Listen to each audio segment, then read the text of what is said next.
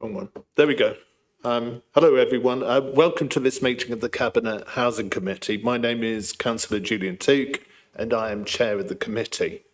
This meeting is being streamed live to the Cheltenham Borough Council YouTube channel.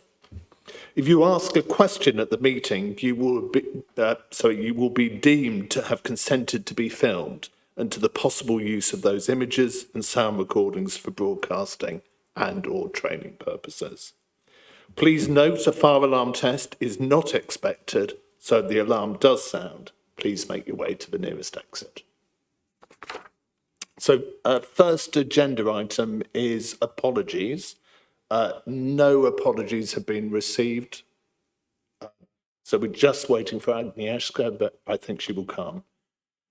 Second point is an additional agenda item, which is a appointment of a vice chair. So Richard Pinniger, Councillor Pinniger, was vice chair before. Councillor Williams has kindly agreed to take that over. So I recommend the appointment of Councillor Suzanne Williams as vice chair of the committee. Do members have any questions about that? Well, can we take a vote by show of hands then, please? Brilliant. That's unanimous. Second point is declarations of interest. Do any of you have interests that you'd like to declare? Brilliant. Point 3 is public and member questions. Well, we've had no questions from the public or members received for the current meeting. So fourth point is then the minutes of the last meeting. So the last meeting was on the 17th of March, and we would like to approve those minutes if you all agree. So they've been circulated with the agenda. I'm not aware of any amendments from anyone. Okay, so I move that members approve the minutes of the meeting held on the 17th of March 2025. Could we do a show of hands, please? Thank you, perfect. Point 5 is the CEO briefing. So Gareth is going to give an update on key issues which may be of interest to the Housing Committee. I'd like to invite Gareth, the Chief Executive, to present to the committee. Thank you, Chair. So I'm going to start by giving a bit more of an overview about what I would describe as our organisational journey, particularly in relation to the regulator, because ultimately we are in a new regulatory environment, and that is the key determinant of the critical assessment of us as an organisation. What you've heard me talk about before, and it was particularly in relation to our self-referral that we completed last year, is in a regulatory environment, there is a key difference between activity and evidence. And one of the things that we have been acutely aware of is the key difference between those two things is, you can be doing lots of things, lots of positive things, particularly when you're looking at the maintenance of our properties or how we work with tenants. But if you don't have the evidence, you cannot provide the assurance to the regulator. And I think that speaking more widely in the new regulatory environment that all local authorities that have retained housing stock have, that is the new environment that everybody is readjusting to with the introduction of the consumer standards. As you have set, Chair, and the committee has set, clearly our focus has been significantly on the safety and compliance of our homes.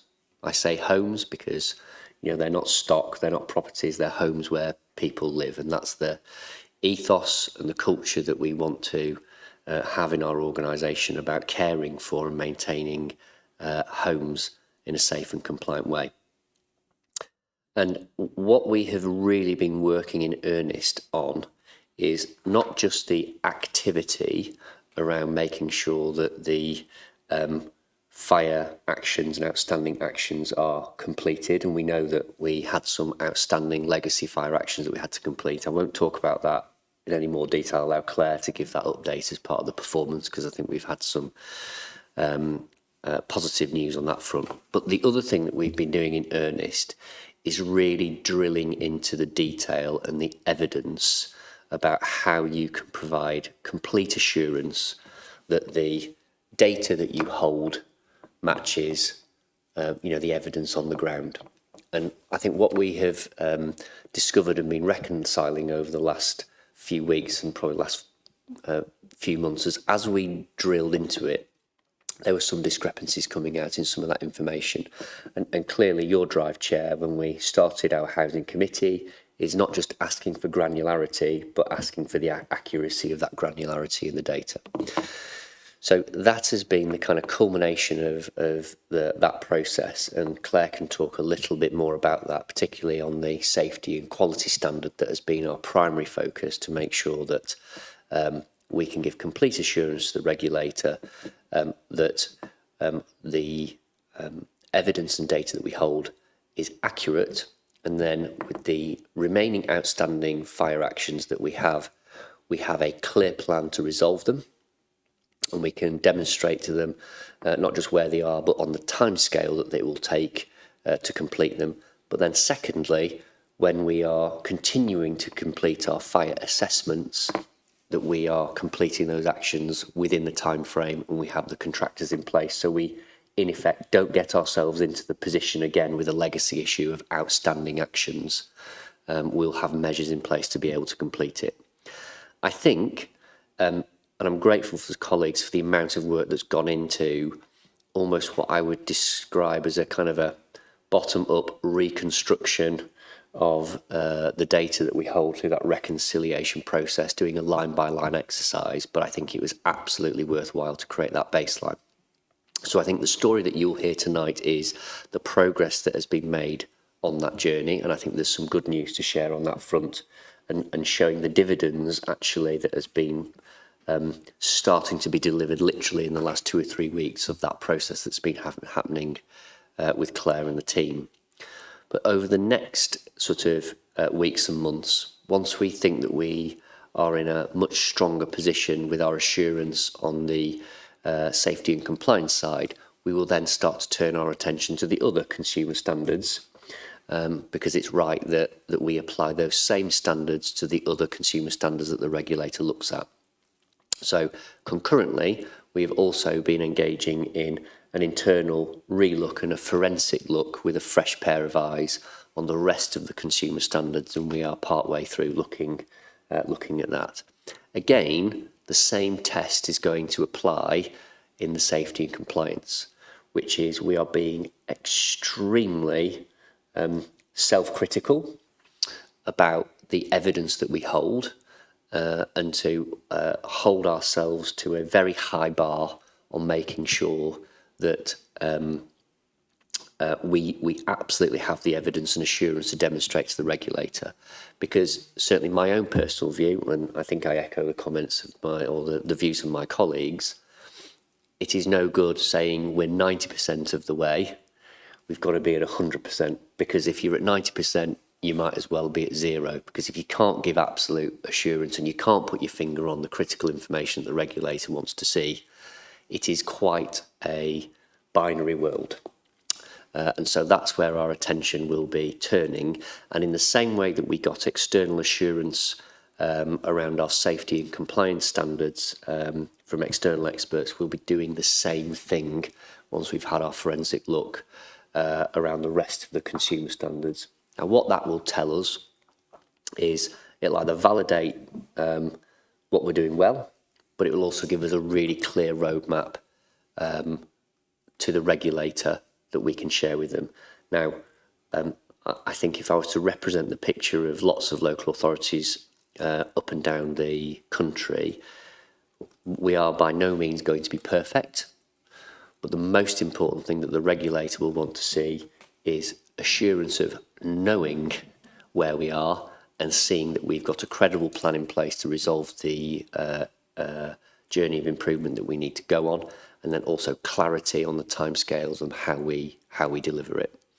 So that piece of work will be is ongoing, and we'll be reporting back to this committee on the rest of the sort of consumer standards. But I always think it's a really important and timely reminder, as I always say, that the cultural shift that we have to ensure is absolutely embedded at every level in our housing organisation is the difference between activity and evidence.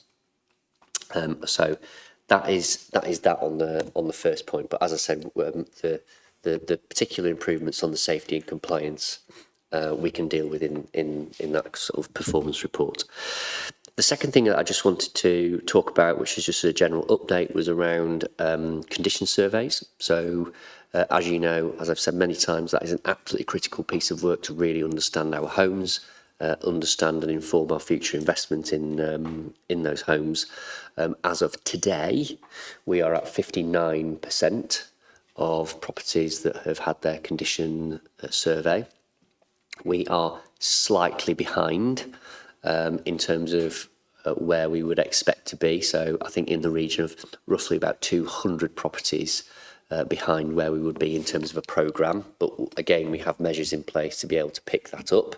So I'm not overly concerned about the sort of deadline of completion. However, it's important that we continue to work with our main contractor who's completing those condition surveys to make sure that we stay on track. The other thing that I just wanted to also flag on those condition surveys is, as we get through to the higher percentage points, it might be the case that some of those improvements in the percentages slow down a bit because of access issues. So it is not. It is reasonably common that will slow up because you're starting to run into difficulty around access. So we are aware of that, and we'll need to start working about making sure that we get access and really communicating with those where we're working with those tenants where there might be barriers to make sure that we can get access and we can properly assess those properties. From a kind of an organisational and management point of view, I think that working with colleagues, I think after we have completed this condition survey process with our contractor, we would look to kind of do the ongoing updating of condition surveys internally without sort of doing it in those kind of lumps, and look to kind of bring that, sorry to excuse the pun, in-house. Because I think that's a better way of keeping a continuing understanding of those properties. And clearly, we'll start going through the process, and we are going through the process of looking at what that data is telling us about, you know, how it informs our future investment plans that we need to look at. The last couple of things I was going to update on was around the sort of general recruitment picture. So Claire, working with David, I think is really getting a really good sense of the sort of repairs and technical investment team. So I think we'll be looking to go out and do some really good recruitment in those teams to strengthen in the coming weeks and months, which I think will make a really positive difference. So I'm grateful for the work that has been going on in that space. And then the final thing, just as a very sort of quick update I was going to talk about, was around the usual topic of local government reorganisation. So the November date for our final business case submissions remains as is. We will be, I think, again, working through 3 options for Gloucestershire, and there'll be an enormous amount of work that will be going on between now and November. I think what's interesting, and I just want to kind of provide the reassurance to the committee in terms of the resources, that the government have said that they accept that this is a significant demand on local authorities, but at the same time they don't want any other pieces of work to stop. And they've been very clear about certain reforms to planning and other things. But I just want to give the committee the assurance that that process is in no way going to detract from our focus in terms of safety, compliance, assurance, relationship with the regulator, and the improvement journey that we want to go on. Is there anything else that yes, thank you for that prompt. The last thing I was going to mention was voids. So I want to acknowledge that the voids position is not the position that we would have wanted to be in. There's a number of different reasons for that, but it is largely around issues with making sure in our... Does everyone know what voids means? does everybody know what I'm talking about in terms of voids? Okay, excellent. I didn't know before. Okay, thank you for the prompt, Chair. Yes, empty properties. For anybody watching on YouTube, it's the empty properties, and of course, in an ideal world, you want to make sure that we have as few empty properties as possible, and that those are being turned round. There's a number of reasons why that has slowed up, but principally, again, looking through the forensic look at the services that we operate over the last few months, safety and compliance also extends to how you safely and compliantly appoint contractors. And it is imperative as a local authority that we do that in the right way. So that has been part of a process to improve the way in which we have contractors that can undertake the works in an effective, speedy and efficient manner. So that has been part of the reason why we have had a deterioration in the kind of voids performance. However, I'm grateful to colleagues. I know that Matt's doing some work, particularly on the voids issue, that number has started to go in the right direction. So that is also, I'd say, green shoots and representative of some of the dividends that we are seeing from the activity that we put in. So I think the story for me this evening is it has undoubtedly been a challenging few months in terms of our improvement journey. I think we knew that anyway in terms of when we started this. There's been a lot of work behind the scenes that, in a sense, nobody would see, but I'm hopeful that in the coming weeks and months that you will really start to see that pay some increasing dividends, and then particularly around the broader consumer standards work that's going on. We'll transparently report to this committee where we think we stand, and then you as a committee can ensure that you can monitor that improvement journey. And I think as a mechanism, again, it shows that this committee is having the right oversight and demonstrates to the regulator that this committee is driving that improvement journey. Thank you. Thank you, Gareth. Any questions? Just point is, if you're not happy or you feel that this needs to be scrutinised more, we can take it to ONS or we can take it to Cabinet. So questions for Gareth now, but move from there. So Councillor Lucas. Well, it's not really a question so much as a comment, because, well, I think you've outlined the situation well, Gareth, and congratulations on that. It ain't easy. I think there's something that needs to be said, and that is that over the last 9-10 months, what has happened that has been really significant for me is the change both in culture and attitude of staff. Because I think for the first time in a very, very long time, staff now understand that it isn't a good thing to do to tell people what you think they want to hear.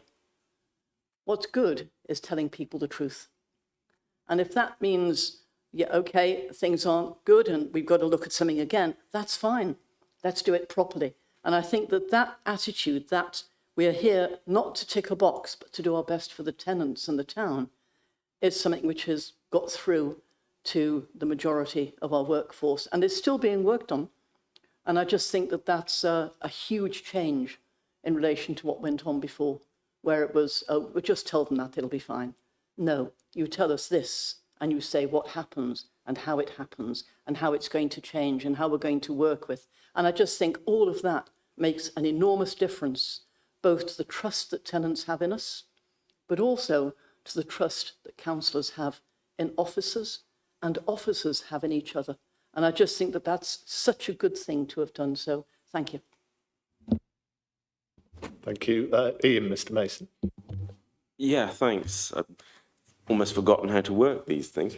I just wanted to say I had my stock condition survey a few weeks ago, and very, very professional, very personable chap came around, did the work. It came over on a Saturday morning, which I thought was great that he was coming out on the weekend.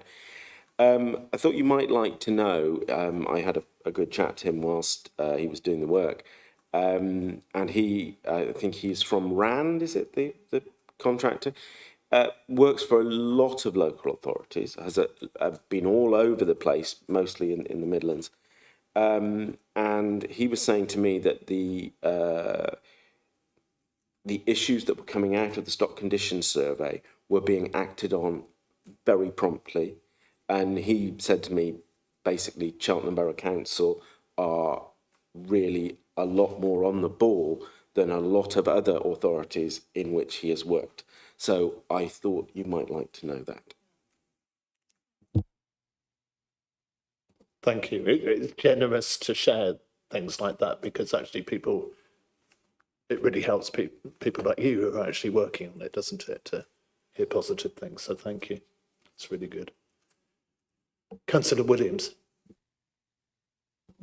Hi, yeah. I live on an estate which was basically built by the council years ago. Majority of the houses are now privately owned, but I have seen evidence of work being done on the other properties by CBH, or what you want to call them, Cheltenham Borough Housing. And it's actually fantastic to see it being done, because I've been there like 30 years and it's now I'm seeing this happening. And sort of when I sort of go around the other side, I see things like in Welsh Road, and the car park where they've sort of got all the contractors stuff there. And it's nice to see it being done rather than people just moaning about their council properties. It's really good. Thank you. Good. Well, these are great things to hear, but as Flo was saying, we must not be complacent, and Gareth's been saying that as well. So, mini pat on the back, but keep us on our toes as well, you know?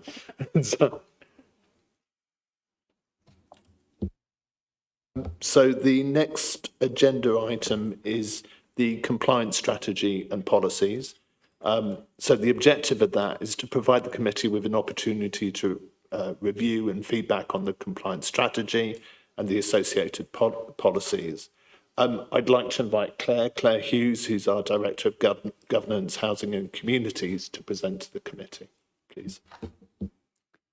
Thank you, Chair. So apologies for the amount of reading in this report. Hopefully you got through it and enjoyed it.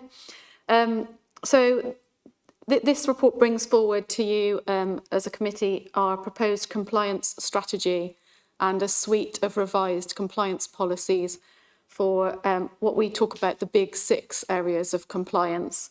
So that's gas, electrical safety, fire, asbestos, water safety and lifts. So what you won't see in here at the moment is damp, mould and condensation policy. That's a separate piece of work that will come forward in due course. For us, this is the first time of us having a compliance strategy. So we've not had one before, so this is new. But basically what the compliance strategy seeks to do is set out the sort of 3 lines of defence that we use to how we manage our compliance programme and how we make sure that we're giving you the right data. So it's that initial kind of checking the data, then it's validating it, and then in some cases it's that external assurance as well. So the strategy, as I said, it is new for us. We've developed it alongside Pennington Choices, who you've heard me talk about before. There are some external specialists in the area of compliance, so they've supported us through this. And it does contain an action plan at the back of the strategy. So there are things that we think that we can do to continue to improve our position. So that action plan will be monitored by the monthly compliance monitoring group that Chair attends. And obviously we can also report back to this committee perhaps in 6 months' time on the progress against that. So that's the strategy. We've also obviously developed a suite of policies. What I would say is, again, they've been worked on with Pennington, so they're kind of industry best practice. I think it's important for you to note as a committee that they are the kind of legislative requirements. So they are quite technical. They're not necessarily the most tenant-friendly documents. I will concede on that point, but they are what we need to be legally compliant. But what we are doing alongside the policies is last week we had a facilitated day, and it was a long day, where we went through all of the procedures for each of the policies, so how it all actually works in practice. So those things will be where we will capture all the things like, you know, how do we risk assess properties? What do we look at in terms of tenant vulnerabilities, that kind of thing. So that'll all be in those internal procedure documents, and we'll be creating some process maps as well. We're also, and it's in the strategy action plan, we'll also be preparing a communications plan. So this will be looking across a year, and we'll run it sort of every year, probably change it up a little bit each year, about how we communicate with tenants around compliance. It's quite a hard subject to communicate on because it is very technical.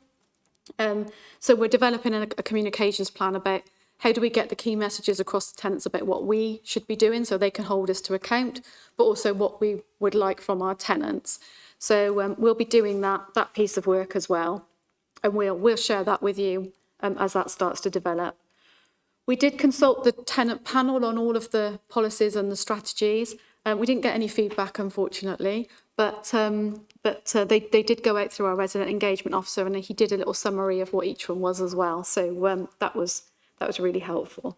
So probably won't say any more, but if people have got questions, I'm happy to take them. But as I said, do bear in mind that these are the legislative requirements that we have to have, not necessarily the way that we will communicate this with our tenants, if that makes sense. I'd actually got a comment on that. Can I go first? Is that okay? Sorry, I'm jumping in as chair. So I think it's great you've done these policies. And when we first talked about this, I said, that's fantastic. But what about making it people-based as opposed to building-based? Yeah. Because we know, for instance, Robert Harvey House, which is in my ward, is for older people, and it has lift issues. Yeah. So lifts are an issue with some people more than others. So it's the people who live there. So I know you're addressing the people element of it, but not in this document. Yeah. Could you just talk a bit more to people about that to reassure them?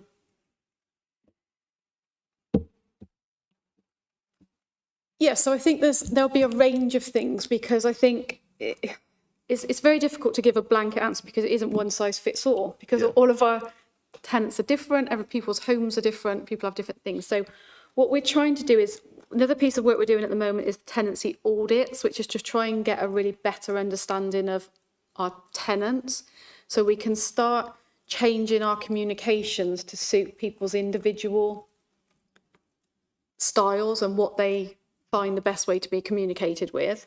So what we'll be doing is basically trying to go through each of the policies and communicating those to our tenants in such a way as, one, they can understand them.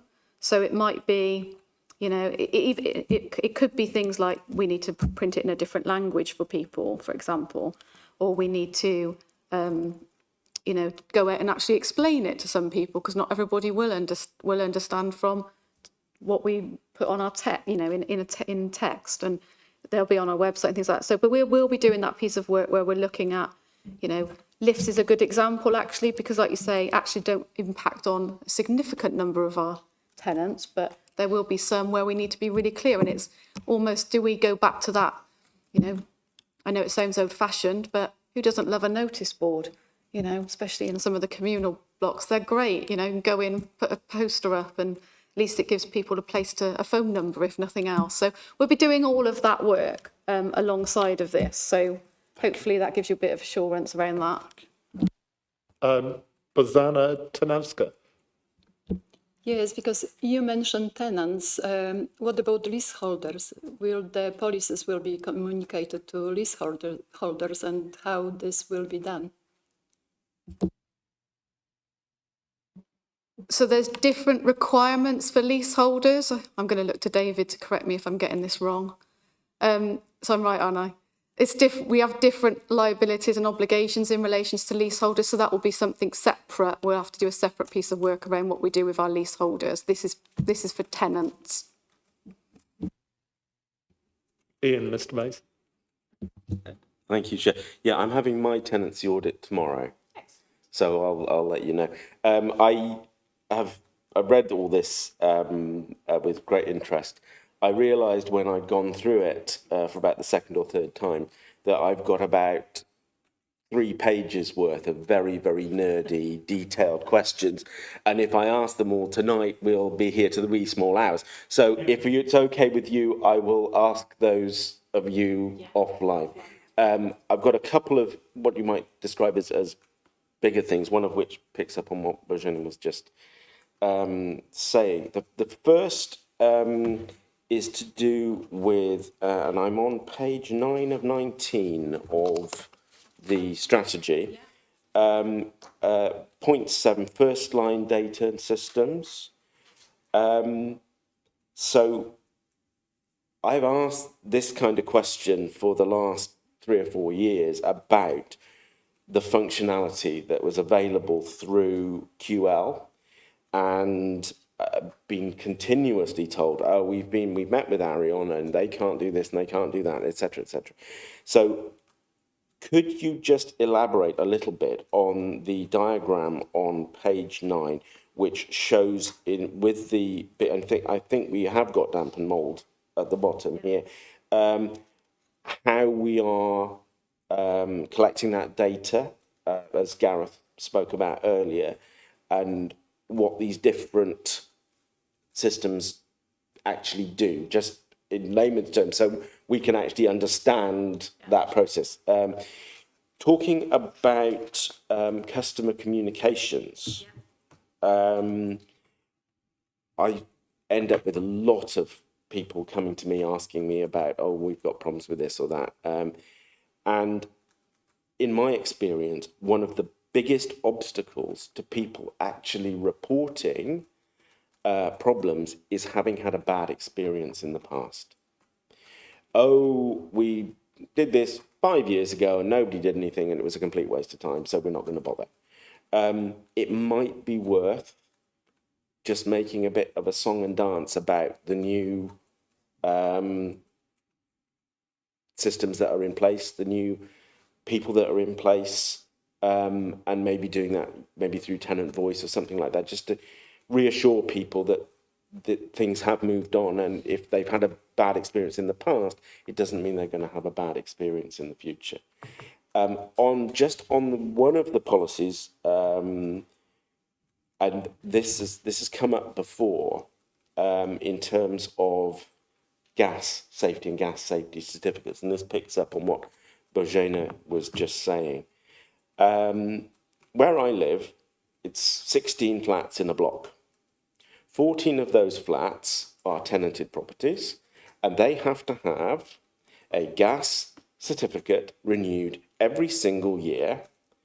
2 of the properties are privately owned, and they're private lets, and they don't. And I've had this conversation with your predecessor, Gareth. This seems an absolutely bizarre situation, that we are in a multi-occupancy dwelling. We have 16 flats, 14 of them have to have a gas safety certificate, 2 of them don't. Because if, and I'm not saying this is going to be the case, but if the people in the 2 privately owned flats were to allow their gas appliances or their boilers or whatever to deteriorate into a dangerous condition, we all go up together. And I'm aware, and you may correct me on this, but I think that the government did talk about there being legislation around private tenancies. Could we maybe look, if we are asked to consult on this, to close this rather silly loophole, whereby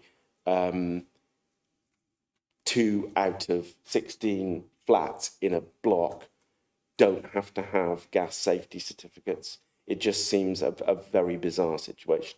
So over to you. Shall I do the second one first? So I think it's a really valid point.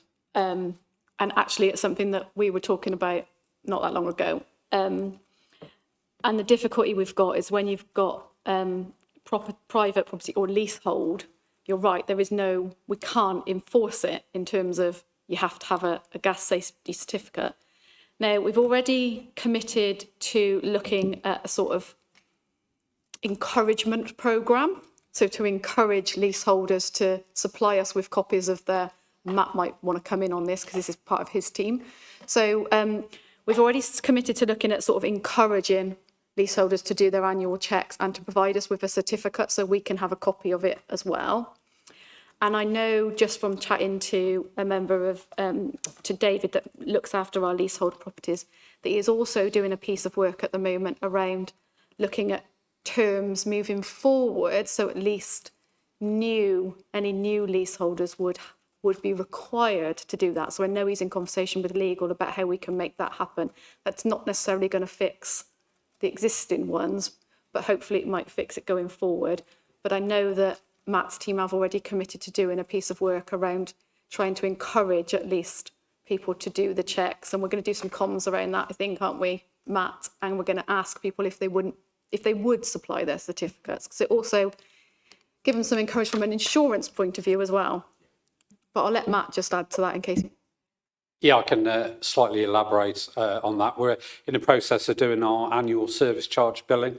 So the paperwork that's accompanying the invoices that are going out is promoting and raising awareness for gas safety checks.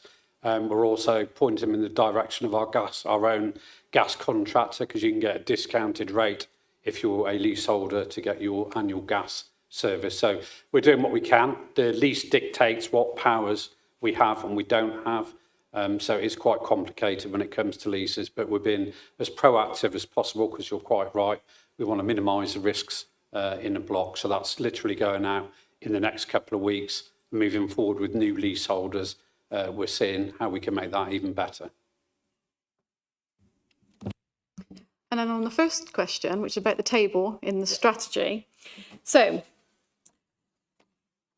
it's not ideal at the moment. So at the moment, we've got this position where we've got some stuff captured on Excel, which is, I'm sure you know, is a spreadsheet that comes as part of your Microsoft program. And then we've got some stuff that's captured in QL, which is our housing management system. And then we have some things that come through like a contractor portal. So it's a portal that our contractors use, and they can upload the data and we can see it straight away, which is, that works relatively well. What we're in the process of doing is basically moving everything away from Excel and all into QL. And that comes back to that. It's really important that we have the evidence of stuff. And it's the only way we can assure ourselves around the single source of the truth.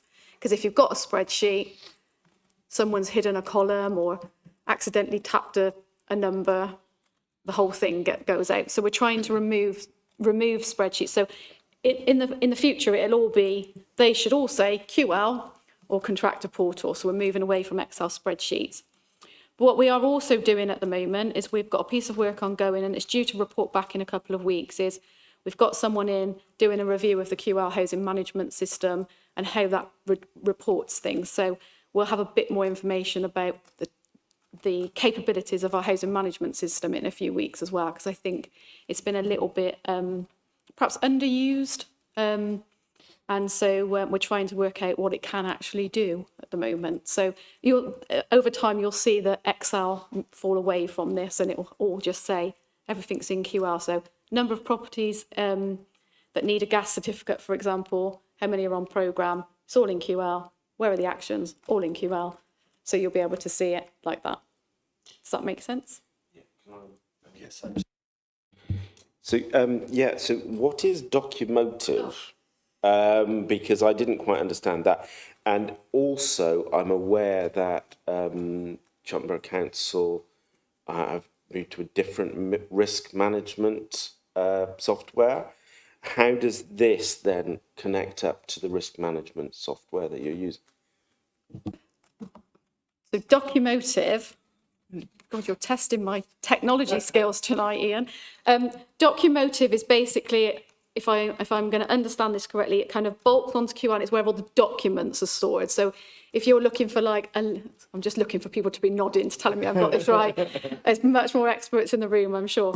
But basically, so QL, you'll have a record of your tenant, for example. If you want to see all the letters that we've ever sent to that tenant, they're all stored in QL, in Documotive. So it's the document package, if you like, that bolts onto QL.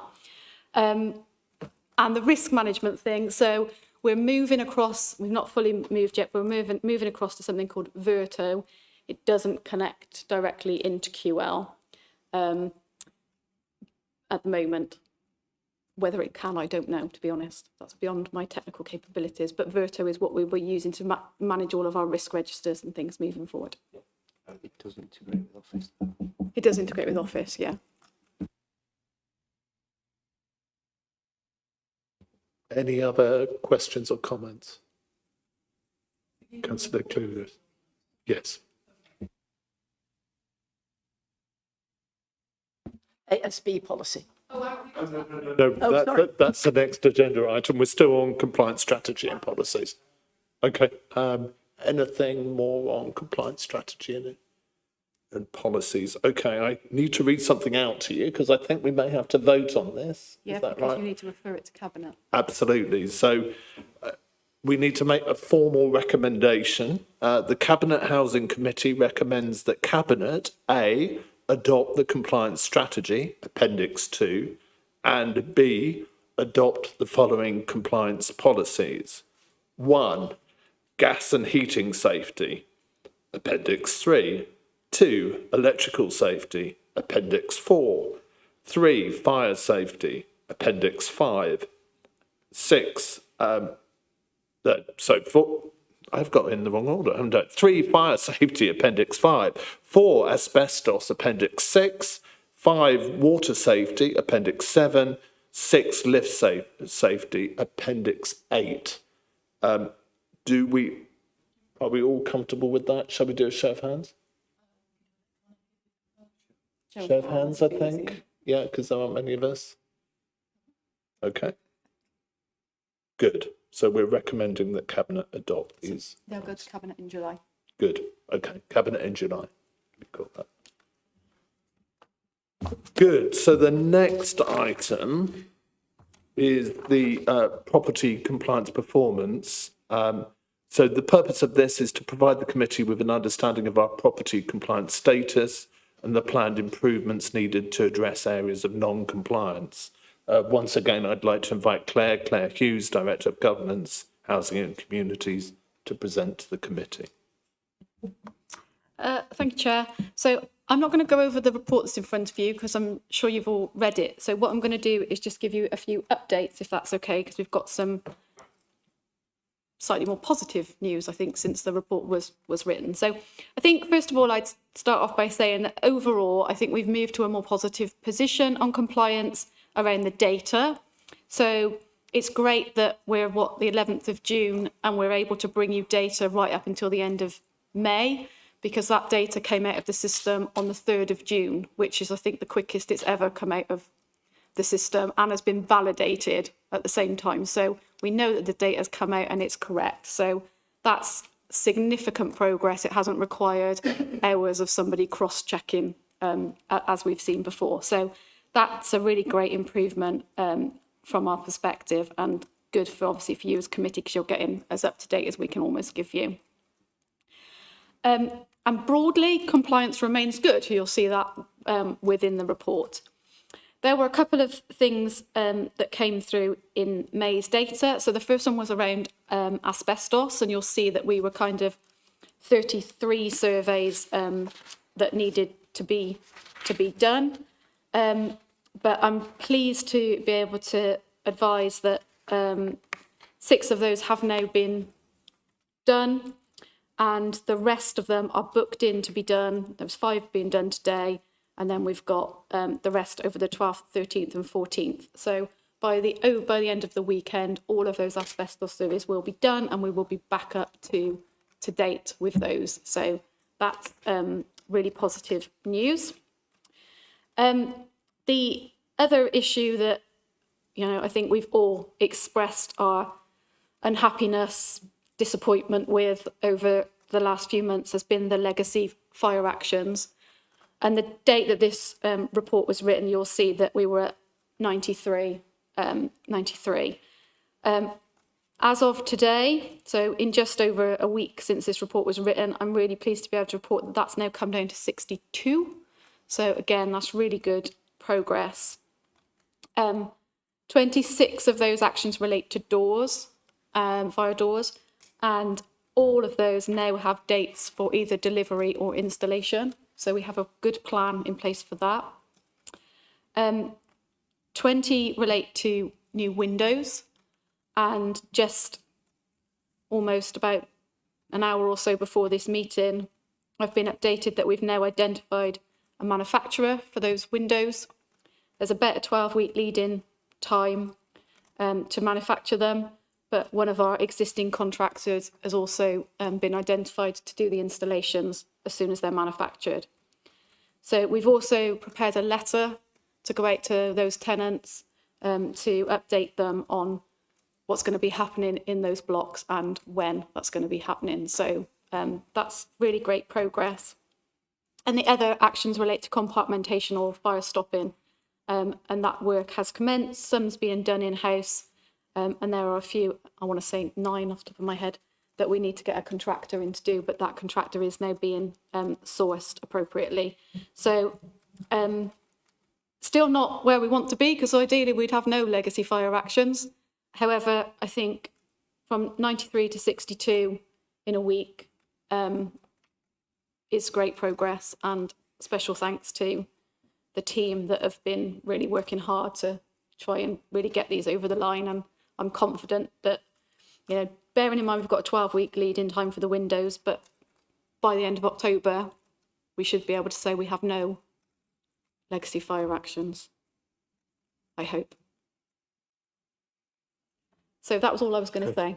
That's all right. But questions, and David's here to help if I need some So I may technical. say something first, if that's Yeah, so. go for it.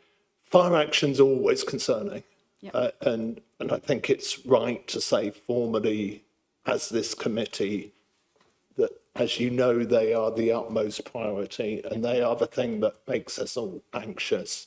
And I know you're prioritising them. What I find really reassuring is that we're getting the data, as Councillor Clucas was saying, that it's coming out, that it's transparent, that nothing is being hidden, because when it's dangerous is when people don't know. So I'm really pleased that it's transparent and, we're facing the issues and we're dealing with them. I'm really pleased that it's moving forward. One thing I would say is, whilst we have outstanding fire actions, mitigation is really important. And for people who live in properties with outstanding fire actions, they need to know that the right mitigation is in place. So it would be great if we could communicate that more clearly, the mitigation things that we're doing, because I think we will deal with those fire actions. You are dealing with them. Thank you. But in the meantime, people need to know what the mitigation is. Is that fair?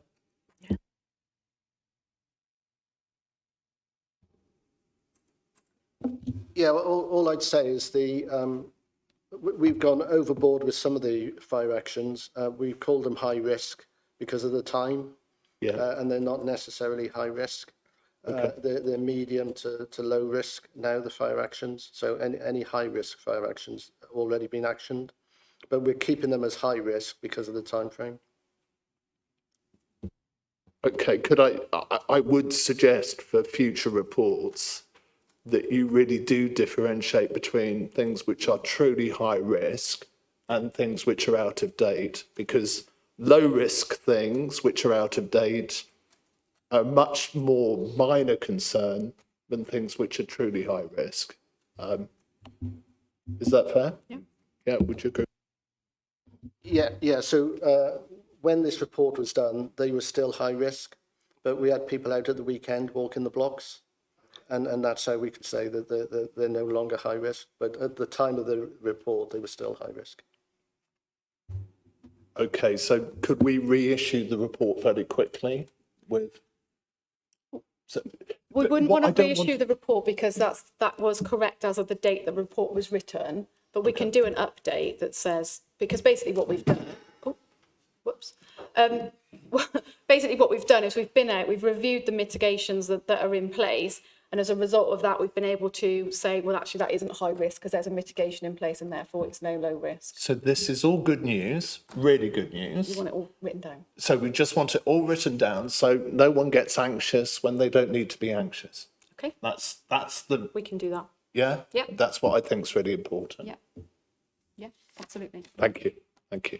Anyone else? Ian, Mr. Mason. Yeah, thank you. Very, very brief thing. Smoke and carbon monoxide alarms. I just didn't understand what this meant. Where it says, property has a smoke alarm, but there is a change of component. A request to add this component to the report has been sent to the relevant team. I don't know what that means. Could somebody explain what that actually means? Thanks. Well, it's treated as a component. So the smoke alarm and carbon dioxide alarms are treated as components, and they're recorded as components. So that is just what it is. Well, all of the alarms are up to date. So either with a wired alarm or a battery tenure alarm. So that is a component that's been changed. We call it a component, yeah.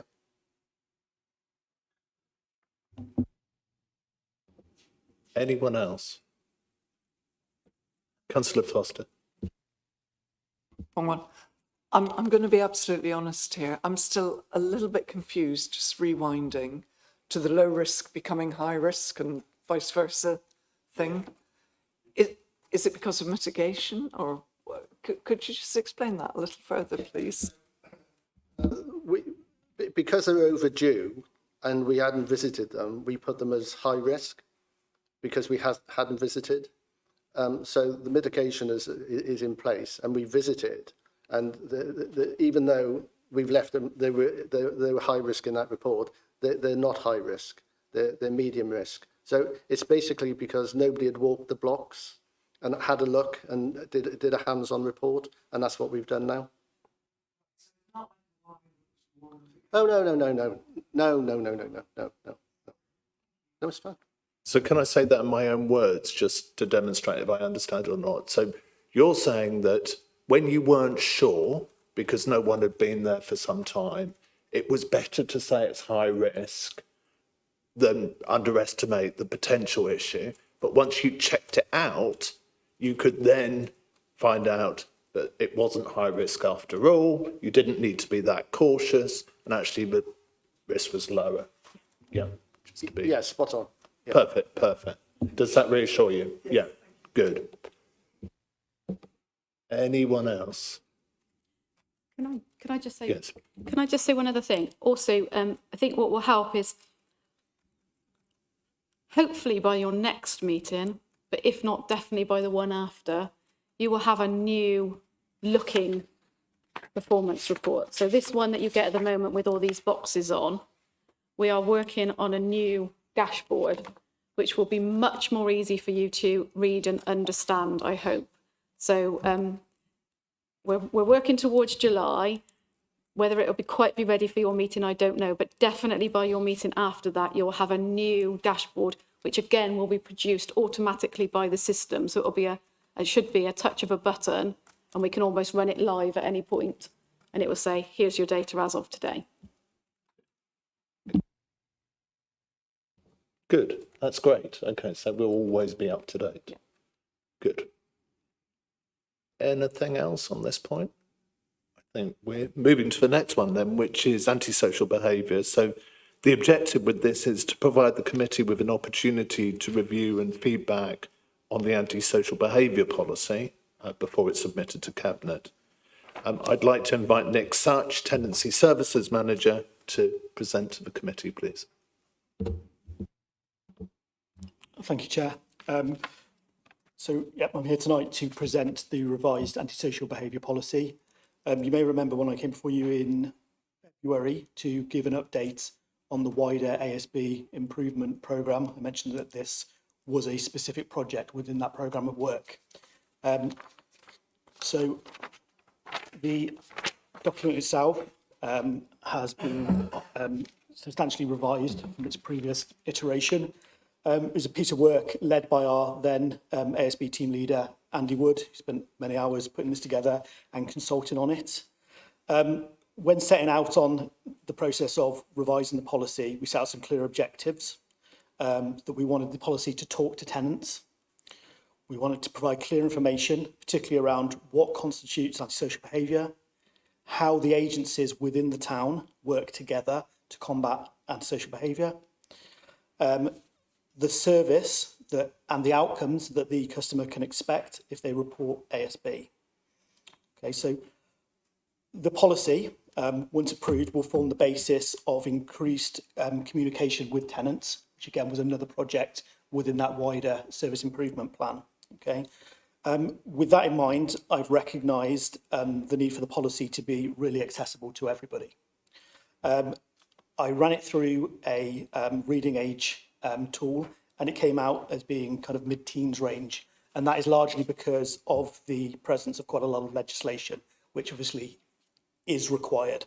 For that reason, I have drafted, I think it's Appendix 1, a summary document of which explains the policy in much more simplified language. I think is much more accessible to all.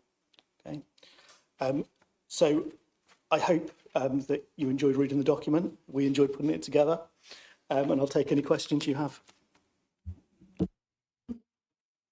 Councillor Clucas. Can I just say thank you for including coercive control, because I think that's really important. And I'm glad that that's in there. What I would, you were talking about language and reading age, excuse me, my hearing aid's driving me nuts. If you look at the first page of that report, page 125, I love this. The reading age of the policy has been assessed as mid-teens. Now, I take mid-teens as being someone who can read The Guardian. That's about right. So if you can't read The Guardian, or you're not interested in The Guardian, or it's too complex for you, you're not going to read it. So I then went to look at the paperwork that you've done. And I think that's, I mean, obviously it's not going to appear like this when it goes to tenants. But I think the iteration of antisocial behaviour on here and what it means is really good because it's accessible. And I think that's incredibly important for all our tenants. One thing I would ask is that, as an example of ASB, that coercive control is used there. And it's basically saying to somebody, well, if someone's trying to get you to do something and you don't really want to do it, or you're not happy doing it, but they push you to do it, that's coercive control. And people can actually often manipulate others in that way. They can get their pensions off them, their money off them. They can get all sorts of things done that the person concerned doesn't wish to do. And I just think if we could perhaps incorporate some of that into the tenant document, then it would be really useful. But can I just say thank you for understanding, getting it and doing it. It's great. Thank you. Mr. Mason here. Yeah, thank you. Thank you for this. Oh, yeah, thank you for this, Nick. I just had a couple of things because we have discussed this before at this committee. And I remember, in fact, in our first meeting, I raised with you, Gareth, that some hours had been lost from the ASB team. And I remember you saying at the time that it was the objective was to have a policy that was tenure neutral, so that everybody, whether they be a private owner or a tenant or a leaseholder, everybody would get the same service. So can I just clarify with this, it keeps referring obviously to tenants. Are we talking here, this policy is for the properties that Cheltenham Borough Council own and manage, not for the wider, in that wider sense? The other thing that I just wanted to pick up on, in terms of what is antisocial behaviour, and again, this is something I raised when you were here before. I'm a little concerned when it comes to conflating antisocial behaviour and criminal behaviour. And we're very, very clear in this policy. If we look at 3.4, at the bottom end, what we will not investigate as ASB, what doesn't qualify as ASB, so letting your cat wander around or children playing. For me, we are less clear. If we go to 3.5, it's important to highlight that any criminal incidents must be reported to the police in the first instance. General types of offences referred to are assaults, drug dealing, criminal damages, threat to kill. We cannot investigate a criminal matter in place of the police. Looking at it, when we're looking at what is being reported as ASB, when we're talking about cuckooing and hate crime and storing of stolen goods, that is criminal behaviour. And my fear, and this is why I'm looking forward to speaking to the police, and I'm not saying that this isn't the reality, although you'll be aware, Nick, that the community group that I chair has worked incredibly closely with the old Cheltenham Borough Homes Antisocial Behaviour Unit, and with you and with Andy when he was in post. If somebody is assaulted, God forbid, where I used to live in Leckhampton, that's crime and it's dealt with by the police. If somebody, again, God forbid, is assaulted in Monkscroft or in Edward Wilson House, it's still crime. And what I fear is, from 6 years worth of experience, where the police are reluctant to then get involved in incidents that are happening in high density social housing neighbourhoods, that if somebody gets assaulted in Leckhampton, it's crime, and if somebody gets assaulted in Edward Wilson House, it's antisocial behaviour. And maybe I'm worrying about nothing or being too down on this, but I would just like, where we've said here in this report, these are things that we don't consider to be antisocial behaviour at the bottom end, where when people are thinking that should we report this as antisocial behaviour, at the top end, what are we calling, this isn't antisocial behaviour, this is crime.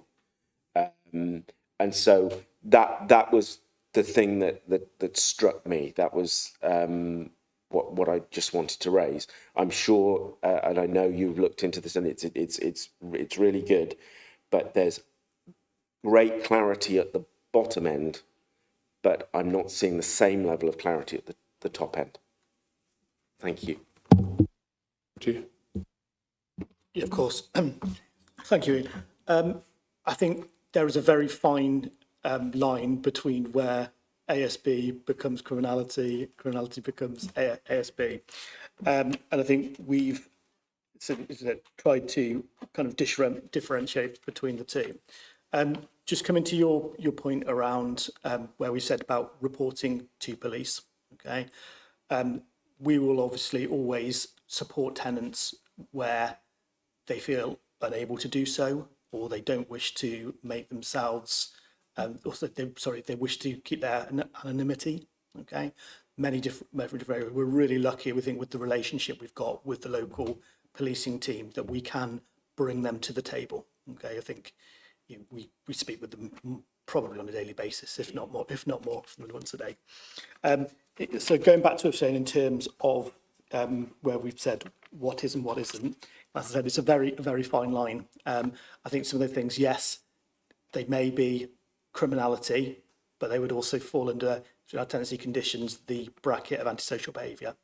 They would, we would want the police to have primacy in investigating those issues, but there are also follow-up actions or joint actions that we can take through ASB powers or just ASB tools. So, when we're talking about things that, that we've done in your neighbourhood, acceptable behaviour contracts, joint antisocial behaviour injunctions with the police, etc.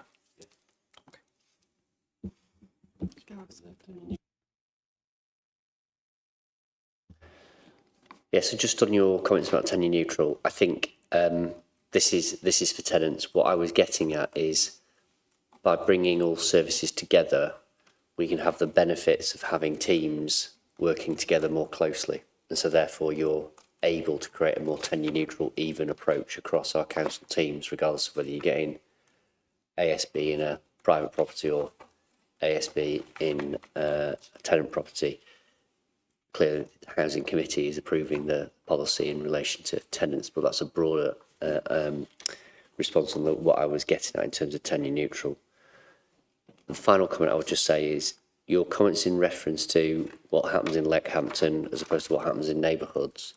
I think that's a matter for the police and for us not to comment on, and that's obviously your view. But I think that has to be picked up directly with the police and not ourselves. I don't think it'd be appropriate for us to comment on that. I've got one comment, Nick, if that's okay. So thank you for your report. It was really good and really excellent. Thank you. As a councillor, I have a fair number of people who come to me to report antisocial behaviour or criminality who want to do it via me, not directly to the police or you, because they are concerned about confidentiality. So by coming to their councillor, they add in another layer of protection to their mind. So confidentiality is a very big deal, I think, and having platforms where people can easily supply information confidentially is really important. So when you come to communicate this, I think if you really want people to report antisocial behaviour, that confidentiality and making the platforms where confidentiality is completely assured and easy is really key to that. So I just wanted to make that point. Can I just ask a question? And it's this. Looking at what has been done and at the accessibility of the document that's going to be provided to our tenants, it isn't just tenants who have this problem. We have quite a number of other registered social landlords in Cheltenham who will also have the problem.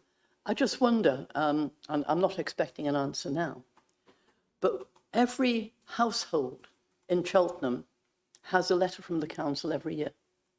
And it's to do with, obviously, council tax, what you're paying for.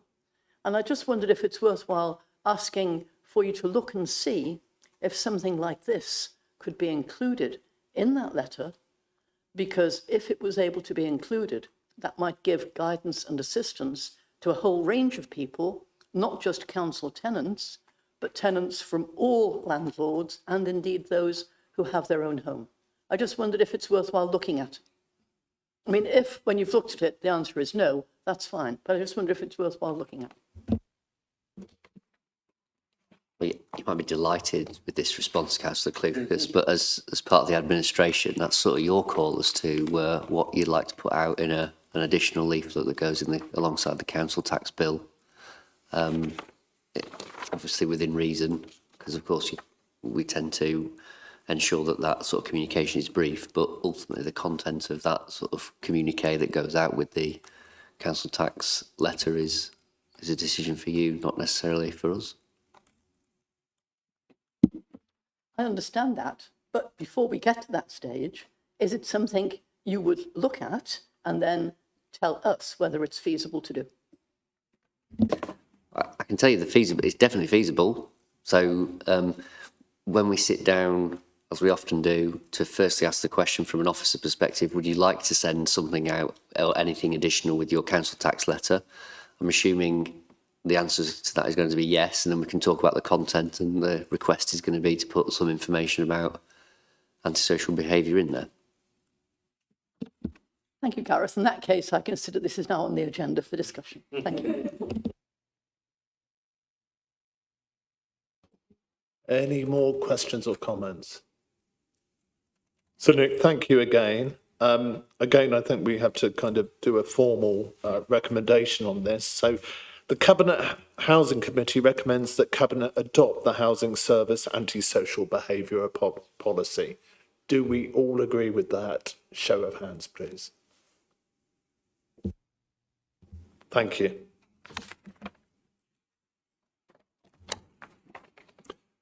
Okay, so the next item is item number 9, which is Housing Complaints and Complement Report for the Q4. The overview of this is we're trying to get an overview of housing-related complaints and compliments, identifying key areas of dissatisfaction, and from those key areas of satisfaction, we can get learnings and drive service improvement. That's the objective for it. I'd like to invite Olivia Underhill, Customer Services Manager, to present to the committee, please. Thank you, Chair. You've all had the Q4 and annual complaints report for 24-25 included in your packs. I just wanted to highlight a couple of things. We've seen improvements in complaints regarding staff attitudes, which I think is really positive, and it highlights that the previous learning we've identified has been implemented. The complaints officer is currently working really closely with investigating officers to improve our response times, which is including holding weekly meetings in some instances and putting reminders in calendars as prompts. We're doing feedback sessions to be held with all service areas involved in complaints relating to Q4 and 24-25 annually, to identify any learning points and any changes that can be made to reduce complaints coming in, and also escalating to stage 2. And I'm happy to answer any questions. Thank you. And thank you for the report. Any questions, anyone? Bazana. So, given the volume of complaints and related to service delays and poor communication, can the committee confirm how the compliance process applies to leaseholders and whether compliant outcomes and service improvements are communicated effectively to non-tenants, tenant residents? So leaseholders can go through our complaints process, which they do, and we do take complaints from them. And so their individual complaints are communicated with them.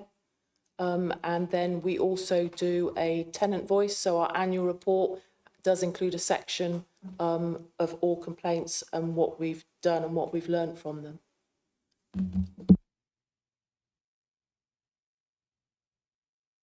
Does that answer your question? Yeah. Okay. Ian. Yeah, thank you. Just on the first page of this report, Olivia, I just wanted to understand the top box, stage 1, January, February, March. Complaints opened 18 in January, 22 in February, 24 in March, and a couple were withdrawn in those cases. So in the red box at the end, 18 complaints opened, 7 responded to. 22 opened in February, 17 responded to. 24 in March, 19 responded to. Can you just explain what's happening here? Because if we've had 18 complaints opened and we've only responded to 7 of them, I'm a little confused. What's happening? It's because the response times move. So somebody could put in a complaint in January, but it's not responded to until February. So the two will never, very rarely do they tie up. So you've got your 10 days in which to provide a response, or if there's an extension, it could go into another month. So that's why they don't marry up, if that makes sense, because there's a time lag. Could I ask a quick question? What defines a response? A formal written response.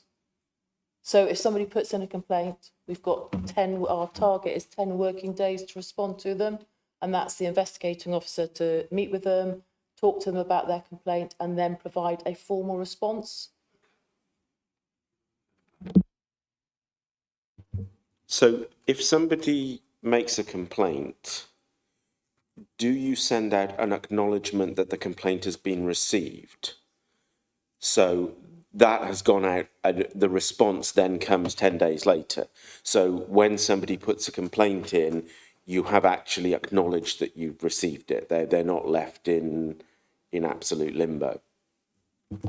Yeah, sorry if I've not made that clear. So a complaint comes in, they actually get it acknowledged, and in that acknowledgement, it tells them who the investigating officer is, and it gives them the 10-day response time in which to receive their formal response. It's also possible that an extension is required if it's quite complex, but that's communicated with the resident, and that's written to them as well to tell them what their new response date is.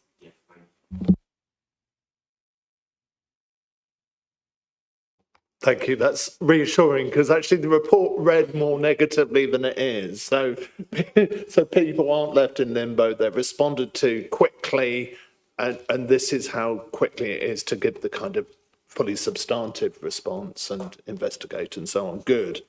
Phew. That's good to hear. Thank you. Any more questions? No? So, great. I think we've done that then. Just to say, no decision is required, but if you did want to, again, we could take that for further scrutiny, but it doesn't sound like anyone wants to do that, just to confirm that. Okay, next thing is updates from the tenant and leaseholder panels. Agnieszka Wineska isn't here. Would you have an update from her or? No. Okay, so there's no update from there. There's a written one in the pack. There is a brief update. Emergency apologies from Agnieszka. Okay. We did provide a further update supplement. Okay. So no comments on that. Okay. I'd like to ask Bożena Tarnawska, you're the leaseholder representative, if you'd like to provide any additional information to the committee. So we had the leaseholder panels met on 3rd of June, and we were introduced with Liam Pem, who is a new resident engagement officer, who will now support both tenant and leaseholder panels. Then Julian Denslow provided updates on the new fire safety section 20 notice, which was lots of leaseholders misunderstood the document, so it was lots of questions. With clarification that charges will only apply where remedial works are necessary. Stock condition survey progress, which will inform the development of 10-year maintenance plan to help leaseholders forecast potential future costs. Then we agreed on membership cap, so it will be 10 of us and 5 will decide of how we want to progress. There was introduction of the action tracker to monitor follow-ups and commitments. And we express the training needs, some training needs to be delivered. And also the leaseholders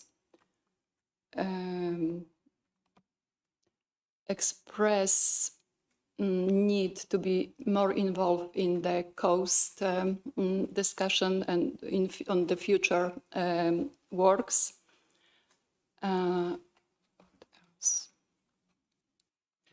Yes, so plan planned works in section 20 where leaseholders can inspect contracts and submit observation during consultation.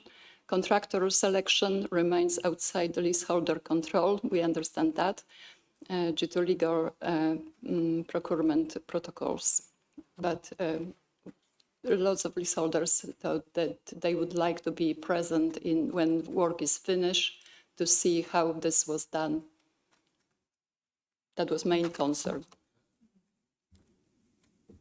I'm actually picking up with a few questions you've said that maybe we could be communicating better with leaseholders. Is that a fair thing to say?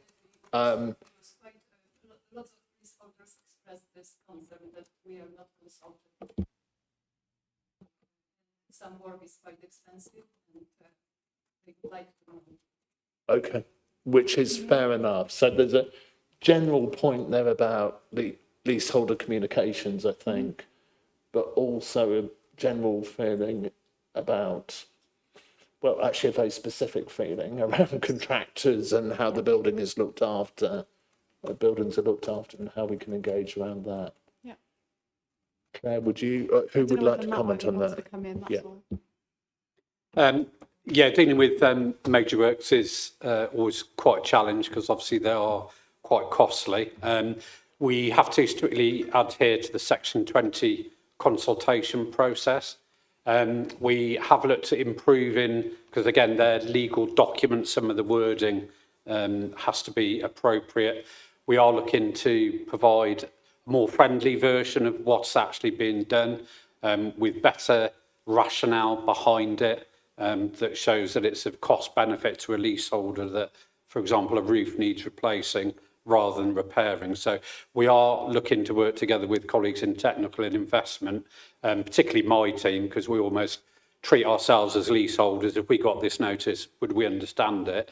What I'd mentioned to the forum before is if we're aware of significant works, huge programmes of works, for example, windows and doors, that we engage with the leaseholders forum early days. We give examples of what we are proposing to send out, get their feedback as customers. Do they understand it? Is it clear enough? And to do that in advance. It's not possible all the time, but certainly where we've got substantive works that are going to be costly, we're looking how we can improve. We do tick the box in terms of what we have to follow from a legal side of it. But again, this is looking at improving the service and making it even better for leaseholders. So I think the forum, when I attended before, I think that's quite key to test some of the documents that we're looking to send out. Are they understandable? Is it clear? Is the rationale there? Lots of leaseholders asked if they can be involved when work is finished. They want to see what was done because lots of us expressed that the work wasn't done properly and they weren't happy with work done. Is there any plan to involve leaseholders in final decision that work was done properly? That's a difficult one to answer. We'll take that away, take it on board. It depends what the nature of the work is. You know, for example, I use the example of roofs. We wouldn't be able to have customers going up, inspecting joists, etc. What we do rely on is the Section 20 process being strictly adhered to, because the final part of that is the invoice that goes out, charging the leaseholders their proportion. That's quite often where we will get feedback about, not sure this was done, haven't got evidence of that, and we can address individual inquiries. We always do our best to provide evidence about what was done. But yeah, we can certainly give it some more consideration. Okay, so that seems to me significantly a communication issue, and it's partly about just writing everything really clearly in writing, but also if you feel that a meeting is needed or something, having that meeting, to be clear. Yeah. I think Matt's absolutely right. I think we'll just take it away and have a kind of conversation. I suppose if I've heard it right, from a leaseholder perspective, if you're spending money to have works done in your own home, you want to kind of make sure that they're they're completed well, and also it's not necessarily about inspecting, but I suppose it's also being involved in that feedback loop, that if, like any contractor, that you're part of that maintaining the quality and thinking about how we make sure that if on the rare occasion that we have to get a contractor back or something doesn't go quite to plan, that might be a factor in future contractors and who we use in that involvement in the process. But I think Matt's absolutely right. If we take it away, I think quite clearly there's things that we will be able to do and not to do. Like you said, we can't get ladders up on roofs, but I think that sense of what I've heard, that involvement about how we might improve some of those connections and feedback loop, we can take away.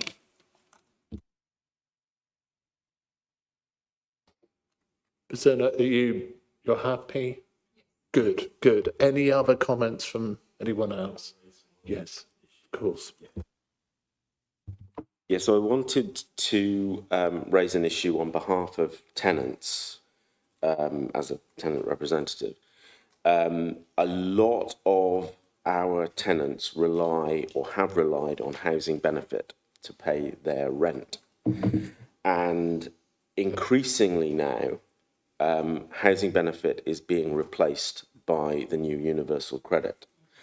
And a lot of tenants now are starting to receive mandatory migration notices, being told you now need to claim universal credit, otherwise your housing benefit will stop.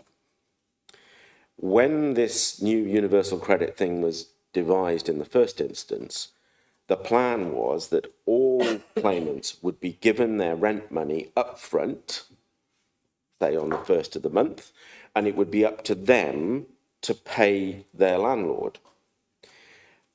Many people, myself included, fed back that this is absolute craziness if you have people who have drug and alcohol dependency issues, if you have people with no functional level of literacy, you give them their rent money on the first of the month, it'll be gone by the second and the rent won't get paid.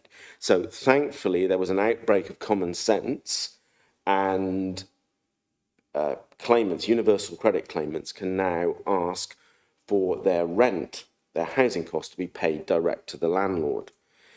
I have helped a number of tenants in our area, gone with them, and these are usually very vulnerable people and people who do not have, as I say, a functional level of literacy.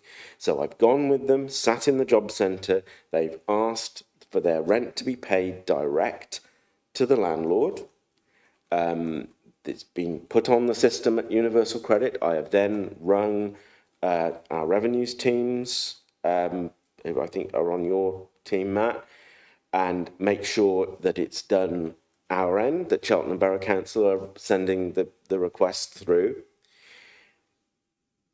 In quite a large number of cases now, it is apparent that although the tenant has done everything right, they've gone in, they've asked for the rent to be paid direct to the landlord, those payments aren't starting until 5 or 6 weeks into their claim. So they think their rent is being paid, but it isn't.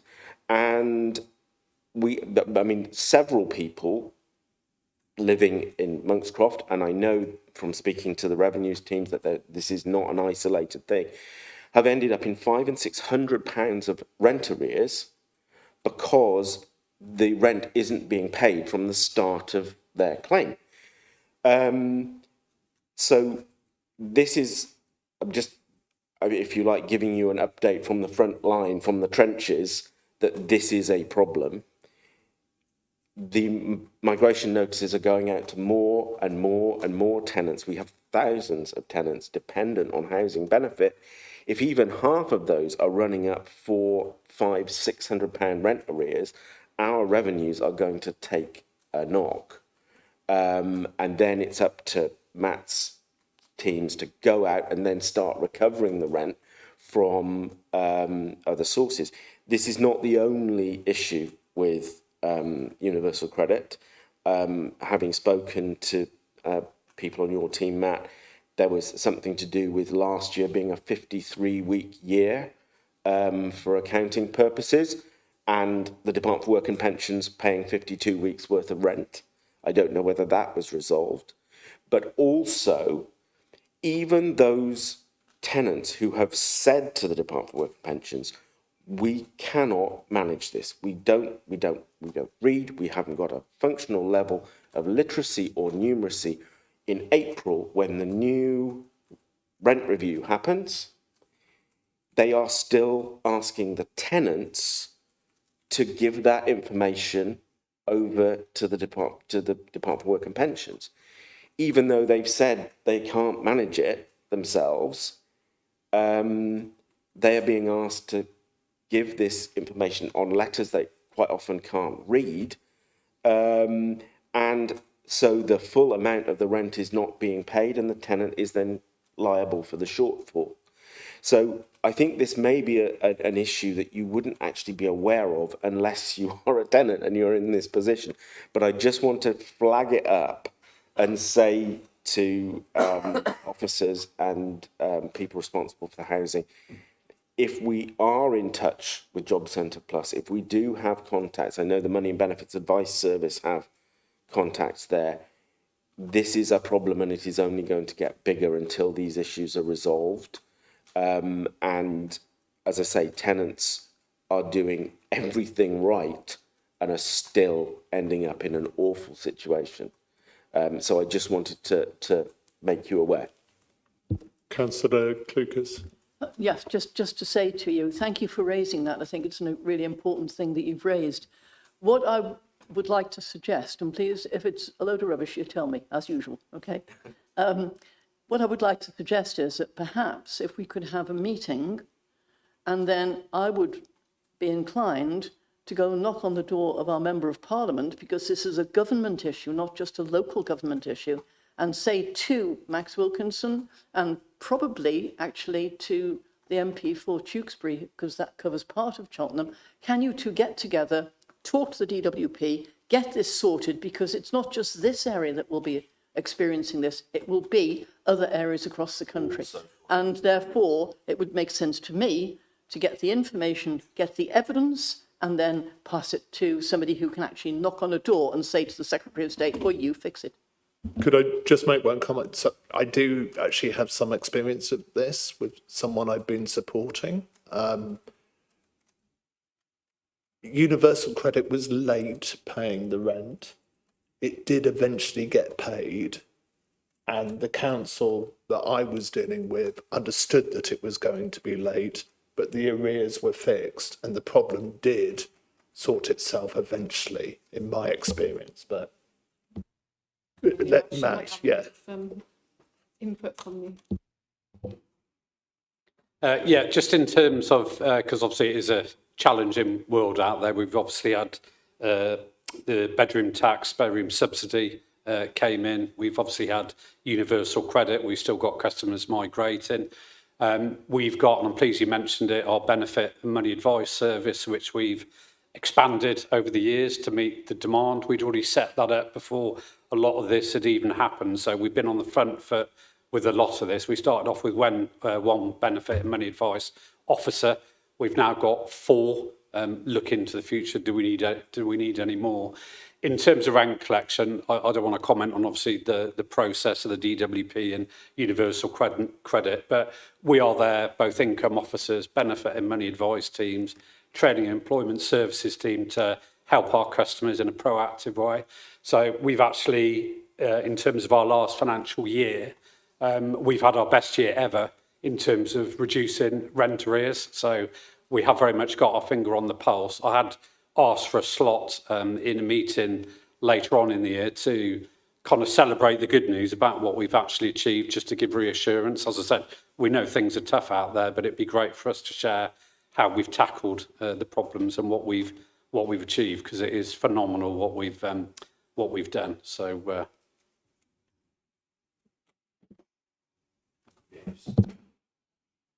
Yeah, sorry, still not able to work these things. I just wanted to say, in respect of your comment about the rent eventually being paid, that is not the case with the people that I have dealt with.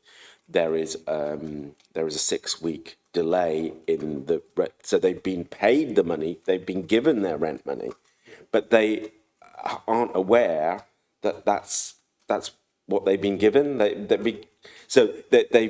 been given their rent money up front for the first 6 weeks, even though they are thinking that their rent is being paid direct to their landlord, and then it doesn't catch up, it doesn't get paid. It then is a matter for that tenant to sit down with one of the revenue officers and work out how to pay this back over time. So I'm concerned, obviously, for the situation that these tenants find themselves in, but also as this increases from the perspective of the housing service, if this isn't fixed, then potentially we have a lot of people who are going to find themselves in a similar position. Thank you. Thank you for sharing this. I think it's really important, and I think you understand this and understand these struggles. And I think the point that Councillor Clucas made as well about the ultimate solution is government, and we should speak to our MP, is a good point too. I suppose the ask is that we are an understanding council who understands these issues, and I think you've said that very clearly. Is that fair? Thank you. Thank you for sharing that. Okay, so then any more comments on that, or so well, good. So the next item is item 11, which is the review of the Housing Committee forward plan. So the forward plan was circulated with the agenda and is taken as read. No decision required, but you may comment on the forward plan or suggest future items the committee could consider. Councillor Clucas. Thank you. I just wonder, and it's a suggestion, whether it's worthwhile putting in perhaps some training in relation to any updates that have happened through the regulator. And that way we would actually be in a position where we understood the situation should any of us be called to speak to the regulator at any point. So from that perspective, I'm just saying, could we build something like that into the forward plan, and then we'll all be ready? I don't know about putting it on the forward plan, but what we are doing is we are in the process of, you'll remember some of you were slightly involved when we did a very mini mock inspection with Penningtons a while ago. We are in the process of commissioning someone to come in and do a proper full mock inspection. So you'll all be included in that. So I think that will give us an idea of how ready we are. It will identify then whether there are any those specific training needs so we can fill those knowledge gaps. But yes, good point, it's on our radar. Whilst I've got the mic, I've got a couple of changes to the forward plan, if I may, Chair. Go on. Taking liberties, I know. But so just for your next meeting, 16th of July, so just to confirm that the HRA budget monitoring report will also include the rent collection report from Matt, that Matt's going to do a bit around our rent collection performance from last financial year. And the 6 monthly tenant satisfaction measures tracker will be changed, and that will be you receiving a copy of our annual submission of our tenant satisfaction measures. So we have to submit that on the 30th of June, so you'll get to see that at that meeting. So that will change. And following on from the compliance strategy, tonight I will add a 6-month update in for January, because it would be December, but we don't have a meeting in December, so we'll do it in January. And then similarly, June next year, we'll be a bit more proactive, and we will bring you the tenant satisfaction measures report before we actually submit it, so you can officially sign it off before it goes in. So just those few changes, which Rhian, I'll update on the plan. So that was it. So, Can I give my apologies, please, for the next meeting, as I won't be here? apologies received. Thank you. Okay, so Ian. Just to say, the date of the next meeting, I believe, is 16th, Wednesday, 16th of July. Apropos of nothing, that is also the date of the Monkscroft Community Action Group barbecue. And you will all be receiving invitations from us to join and meet with some of our residents. It's something we try and do every year. And it's usually a very successful event. So you can expect that coming along. I will be here for the meeting. It's only runs till 3 o'clock. So.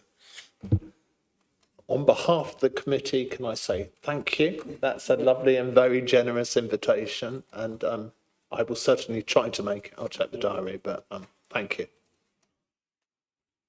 Flo. I would.